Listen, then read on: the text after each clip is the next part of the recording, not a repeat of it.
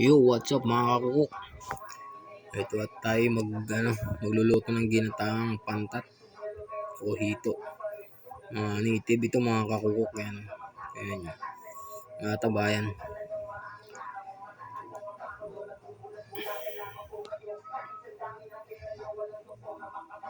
At ito na nga mga kakukok. Nilagyan natin yung sibuyas, bawang, luya at paminta.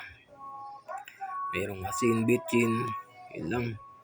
Tapos suka.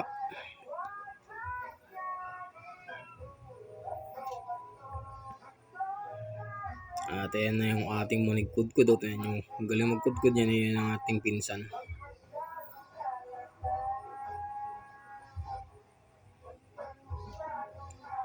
At ito na nga mga kakukok. Nilagay natin siling haba para bumango at lumasa yung ating ginataan pantat.